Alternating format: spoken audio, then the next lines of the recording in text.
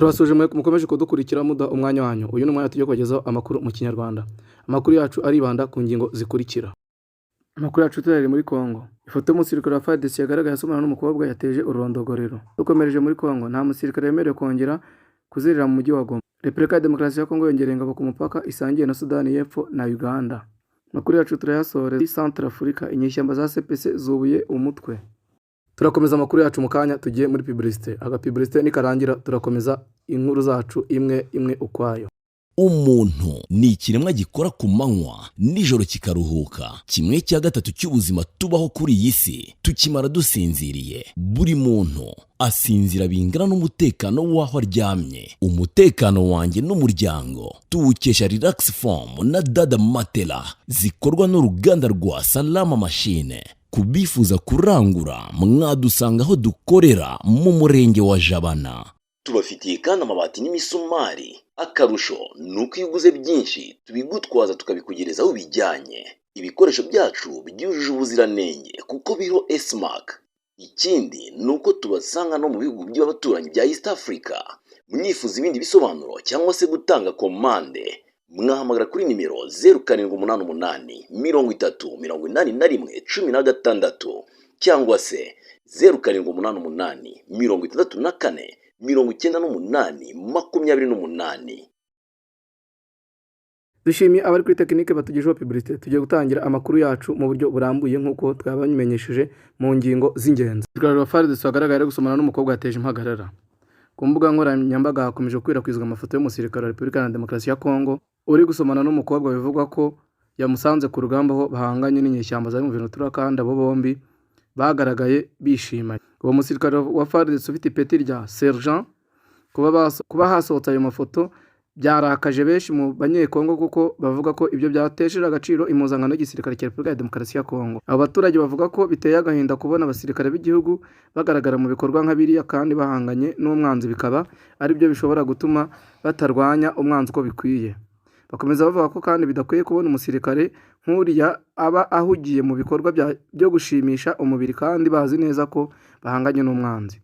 Gusa hari abagaragaje ko aya mafoto yafashwe mu rwego rwo gusebya no guca intege abandi basirikare bari ku rugamba.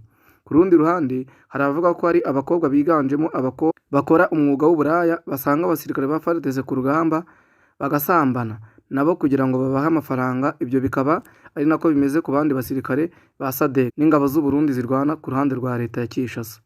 Gusa nubwo bimeze bityo, imirwano ntabwo yahagaze kuko kuwa kabiri tariki ya 16 Mata humvikanye imirwano muri imwe mu misozi hano imbibi n'umujyi wa Sake. Nta musirikare wemerewe kongera kuzerera mu mujyi wa Goma. Perezida w'urukiko rwa gisirikare muri Kivu y'Amajyaruguru muri Repubulika ya Demokarasi ya Kongo, Colonel Kabeya Hanu Beni, yihanangirije umusirikare wese wa FARDC ko nta wemerewe kongera kugaragara azerera mu mujyi wa Goma.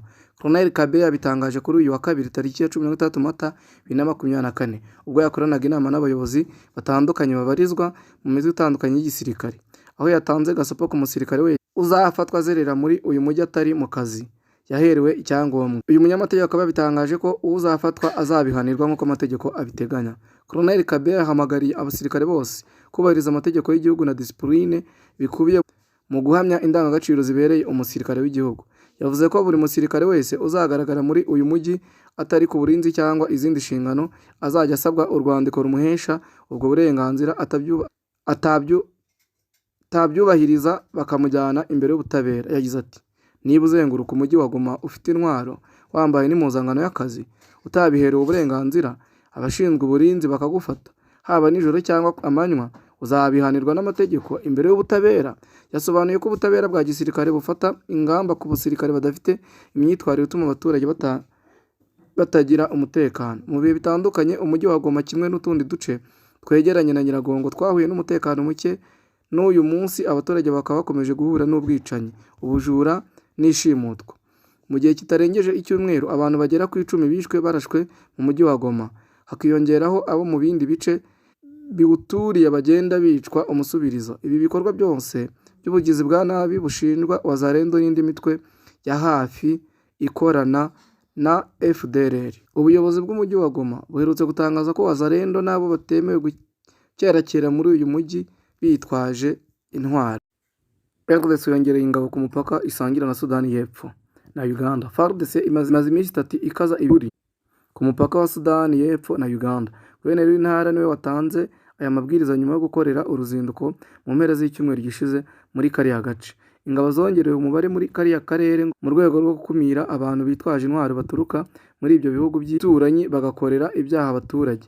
Kuhagera kw'abo basirikare ngo byakiriwe neza n'abenegihugu.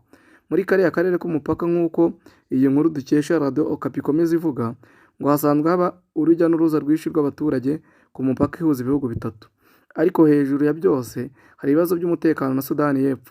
Amakuru uturuka mu nzego z'umutekano avuga ko amabandi yitwaje intwaro yinjira mu midugudu myinshi ya Kongo bagakorera ibyaha bitandukanye abaturage, birimo ubwicanyi, ubujura bwitwaje imbunda hamwe no kwigabiza imirima yabo.